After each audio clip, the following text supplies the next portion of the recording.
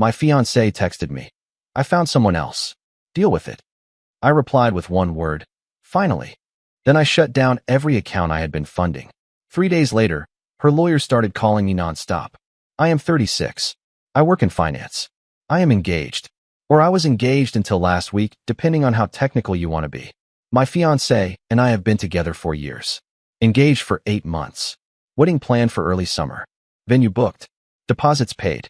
Guest list mostly finalized. From the outside, everything looked stable. Inside the relationship, it was more like managed chaos that I kept mistaking for confidence. She has always had a sharp personality. Direct. Cutting. The kind of person who calls it honesty when it is really just impatience. Early on, I told myself that was part of the appeal. She was decisive. She knew what she wanted. She did not sugarcoat things. Over time, that sharpness turned outward toward me more often. Small digs dressed up as jokes. Comments about how my job was safe but boring. How her friends' partners were more exciting. How I should be grateful she chose me. We live together. I cover most of the expenses. Rent, utilities, insurance, streaming subscriptions, groceries. She contributes sporadically when freelance work is good. I did not love that setup, but I accepted it because we were building toward marriage. Or so I thought. 3 days ago, I was at work when I got a message from her. No build-up. No discussion beforehand. Just a statement. She told me she had found someone else and that I needed to deal with it. That was it. No apology. No explanation. Just dismissal. Like she was firing a contractor. What surprised me was not the betrayal. In hindsight, the signs were there. What surprised me was the tone. Casual. Almost smug. Like she expected me to react emotionally. Beg. Argue. Ask questions. I did none of that. I replied with one word. Finally. Then I stopped engaging entirely. No follow-up. No calls. No confrontation. Instead, I spent the rest of that afternoon doing something she clearly had not considered. I logged into every account I funded, and I turned them off one by one. When I say I cut off every account I funded, I mean everything that quietly kept her life comfortable without her having to think about it. I did not do it dramatically. I did not announce it. I did not threaten it. I just treated it like an administrative task that was overdue. Our joint checking account was first. I moved my paycheck reroute before the end of the business day and drained my contribution down to the exact amount that was legally mine.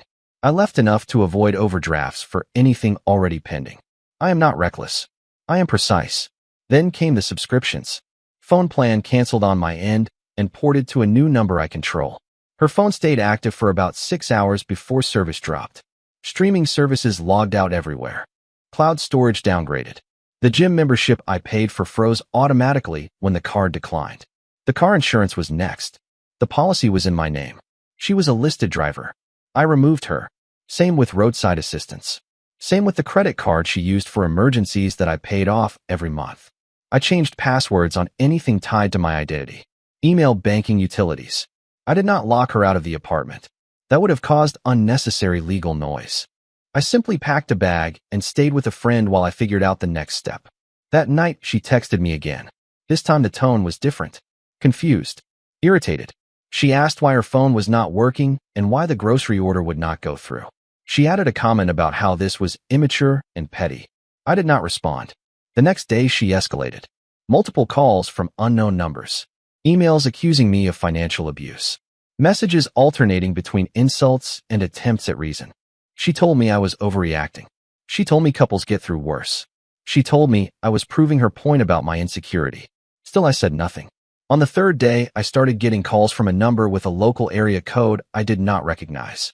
Voicemails asking me to call back regarding an urgent matter. Formal tone. Professional wording. That is when I realized she had shifted strategies. She had contacted a lawyer. The voicemail from the lawyer was polite in a way that immediately told me he had only heard one version of the story. He said he represented my fiancée in a domestic financial dispute and wanted to discuss urgent concerns about shared assets and abrupt withdrawal of support. That wording mattered. Shared assets. Support. I called back once. I kept it short. I told him we were not married. I told him there was no joint lease. I told him there was no prenuptial agreement and no written expectation of ongoing financial support. I told him every account I closed was in my name and funded solely by me. I asked him to clarify what legal basis he believed existed for his call. There was a pause. Not a dramatic one. A calculating one. He asked if I would be willing to meet to resolve things amicably. I said I was willing to communicate in writing only. He said his client felt blindsided and destabilized. I said his client had sent me a message ending our engagement and announcing a new relationship without discussion. I said my response was to disengage financially and personally. I asked again where the legal issue was. He did not answer directly. That afternoon, my fiancée sent me a long email. No insults this time. No bravado. She reframed everything. She said she never meant it that way. She said she was emotional. She said I knew she did not mean deal with it literally. She said she assumed we would talk. She said my reaction was extreme and vindictive. She also listed expenses she believed I was responsible for covering until she got back on her feet. Rent, utilities, phone, groceries, therapy. She used the phrase transitional support. Reading that was the moment something clicked cleanly into place. This was not about heartbreak. This was about entitlement. I replied once. Briefly. I said the engagement was over. I said there would be no further financial support. I said all communication should go through her lawyer. Then I blocked her number again. Within an hour, the lawyer called back. His tone had changed. The lawyer called back sounding careful instead of confident. He asked if I had time to talk now. I said no and asked him to email his concerns. He did anyway a few minutes later. The email was shorter than I expected. No demands this time. Just questions. Clarifying questions. About the lease. About the accounts. About whether I had ever promised continued support in writing. About whether any of the wedding expenses were refundable. That shift told me everything. He had looked at the situation and realized this was not leverage. This was noise. Around the same time, I heard directly from her again. She used a friend's phone to message me on social media before I blocked that too. The tone was aggressive again. She accused me of trying to ruin her life. She said I was punishing her for being honest. She said real men do not abandon women when things get hard. I did not respond, but I did take screenshots. I have learned that when someone starts rewriting history, you document quietly. That evening, I went back to the apartment while she was out. I took only what was mine. Clothes, documents, electronics.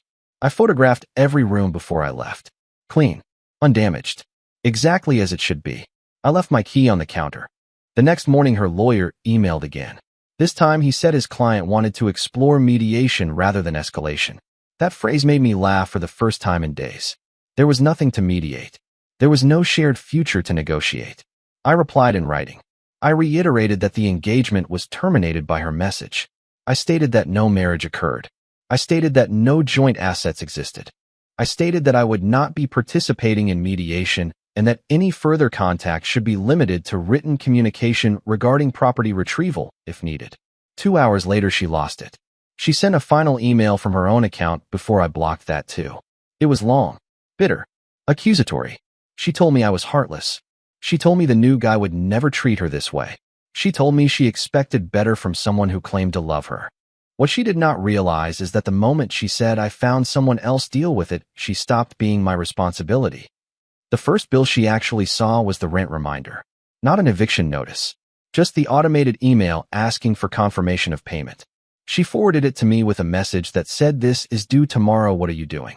I did nothing. The second hit was her car. She called a mutual friend in a panic because the insurance app would not load and roadside assistance said she was not covered. She had assumed coverage was just something that existed like air. She did not realize it was something I maintained. By the end of that day, the tone shifted from anger to fear. She emailed her lawyer again, asking what her options were. He responded by asking for documents she did not have. Lease agreements. Shared account statements. Written promises. There were none. The new guy disappeared quietly. I only know because she accused me of poisoning him against her in one of the last messages that slipped through before I blocked everything. I had never spoken to him. He just met the version of her that had no financial safety net and decided it was not his problem. Her lawyer tried once more, this time asking if I would consider temporary assistance to avoid hardship. I replied with a single sentence. There is no legal or moral obligation for continued support after termination initiated by your client. That was the end of the calls. A week later, I heard through someone else that she was moving out. Not upgrading. Downsizing. Crashing with a friend while she figured things out. Selling items she once mocked me for being frugal about. The irony was not lost on me. I canceled the wedding officially that afternoon. Lost deposits. Took the hit. Clean break. Worth every dollar. I did not feel victorious. I felt calm. Clear. The kind of calm you get when you stop arguing with reality and start aligning with it. What she tried next was public pressure. I woke up to messages from people I barely spoke to anymore. Her cousin, an old coworker of hers, one mutual friend who suddenly wanted to check in and understand both sides. That phrase is always a tell. It never means neutrality. It means someone has been given a version that requires reinforcement. She posted vague things online about abandonment and betrayal. Nothing with my name attached. Just enough for people who knew us to connect dots. Strong woman quotes. Posts about men who cannot handle honesty. Stories about rebuilding after emotional abuse. I did not react. I did not comment. I did not defend myself. Silence does more damage to that strategy than any argument ever could. Then she escalated again. She emailed my parents. Not to insult me. Not to accuse. To appeal. She wrote about how much she loved me. How confused she was. How she never meant for things to end like this. How she hoped they could talk sense into me. My mother forwarded the email to me with a single line asking if I was okay. I told her yes and explained everything plainly. No emotion. Just facts. She replied that she was proud of me for standing firm and that my father would have said the same thing. That door closed quietly. The final attempt was legal sounding, but empty. A letter drafted by her lawyer, but clearly driven by her panic. It outlined emotional reliance and implied expectations without making actual claims. It asked again for discussion. I did not respond. 2 days later, the lawyer sent one last email. Short. Neutral. He said his client would not be pursuing the matter further and requested confirmation of item pickup times. That was it. No apology. No acknowledgement. Just retreat. The noise stopped after that. Completely. No more posts. No more messages. No more indirect contact. The silence felt different this time. Not tense. Final. Once the noise stopped, I noticed how quiet my own head felt. Not empty. Organized. Like a room after you finally throw out things you kept tripping over. The first change was practical. My expenses dropped immediately. I was spending less without trying. No constant small drains. No surprise charges. No background stress about whether work was good for her this month. My accounts stabilized in a way I had not realized they were missing. The second change was emotional, but not in the dramatic way people expect. I did not spiral. I did not miss her the way I thought I would. What I missed was the version of the future I had already outgrown. Once that was gone, there was nothing to argue with. Friends started asking how I was holding up. I told them the truth. I was relieved. Not because the relationship ended, but because it ended cleanly. No prolonged bargaining. No drawn-out collapse. Just a clear line and forward motion. I replayed the moment of her text more than anything else. Not with anger, but with clarity. That message was not impulsive. It was confident. She believed she had leverage. She believed I would absorb the shock and keep providing stability while she explored options. When that assumption failed, everything else unraveled. That realization mattered. It told me this was not a single bad decision. It was a worldview. I also learned something about myself. I am not reactive. I am responsive. When something breaks trust at a structural level, I do not argue with it. I remove myself from the load-bearing position and let it stand or fall on its own. She told people I was cold. I am fine with that. Cold implies distance. What I felt was alignment. The apartment is gone now. I moved into a smaller place closer to work. It is quiet. It is mine. I sleep better. I wake up without tension. She finally tried to talk to me directly a little over a week after everything went quiet. Not through lawyers. Not through friends. She showed up in person. I was coming back from work when I saw her car parked down the block from my new place. Different car, actually. A borrowed one. She stepped out when she saw me and started walking over like this was some coincidence. Like she had not mapped out the timing. She looked smaller. Not physically. Energetically. The confidence was gone. Replaced with urgency. She started talking before I could say anything. Told me she just wanted 5 minutes. Said she deserved that at least. I told her no. That surprised her more than anything else so far. She laughed once like I was joking. Then she got frustrated. She said I was being cruel. She said we were engaged, and that meant something. She said I owed her a conversation. I told her the conversation ended when she sent the text. She tried to pivot. Said she had been angry. Said she did not expect me to actually walk away. Said she thought finally was sarcasm. She admitted she assumed I would calm down and we would talk it out. That line mattered. It was the most honest thing she said. She asked if we could start over slowly. No pressure. Just talk. Just see where things go. She said the other guy was a mistake. She said she realized what she lost. I told her I was not angry, and that was why the answer was no. I said trust does not reset because circumstances change. I said I was no longer available for reinterpretations of reality. She called me heartless again, said I was punishing her. I told her consequences are not punishment. They are alignment. I walked past her and went inside. I did not slam the door. I did not look back. She texted me later that night from a new number. Just one line. I never thought you would actually leave. That was the point. Watching someone collide with the outcome of their own assumptions is strange when you are no longer emotionally invested. It becomes observational instead of painful. She had assumed security without commitment, support without accountability, presence without respect. When those things vanished, she did not see it as cause and effect. She saw it as betrayal. That told me everything I needed to know about how she moved through life. Through mutuals, I heard fragments. She told people I changed overnight, that I blindsided her, that I was controlling with money. That narrative did not bother me because it required my participation to survive. I was not participating. What stood out most was how quickly she reframed herself as the victim of unpredictability. She never acknowledged the text. She never repeated the words she actually used. I found someone else deal with it became I was honest, and he overreacted. That gap between action and story is where trust dies permanently. I also learned how much peace comes from decisive boundaries. Not threats, not ultimatums, just clear exits. People who benefit from your flexibility will always call boundaries cruelty. There was no dramatic closure moment, no apology that would have changed anything, just a gradual realization on her side that there was no angle left, no leverage, no emotional hook. That is when the attempt stopped completely. I do not hate her. Hate would imply unfinished business. What I feel is distance and clarity. She was not a villain. She was a lesson I paid for early instead of late. Where I am now is simple. I am single. I am stable. I am not confused about what happened or why it ended. That matters more than being comfortable. The wedding money is gone. Deposits lost. I accepted that immediately. Money recovers faster than trust ever does. I consider it tuition. I paid to learn something before it cost me years instead of weeks. I changed my routines, focused on work, reconnected with friends I had drifted from while trying to maintain balance for two people. I did not rush into anything new. I did not need to replace what I removed. The space itself was the reward. She has not contacted me again. Not directly, not indirectly.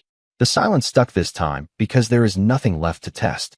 No soft boundary, no emotional backdoor, just absence. That is the cleanest ending I have ever had. If you are reading this and thinking walking away like this sounds harsh, let me be clear. What ended the relationship was not my response. It was her certainty that she could discard me without consequence and still keep the benefits. I did not punish her. I stopped subsidizing disrespect. Love without respect turns into obligation. Obligation without choice turns into resentment.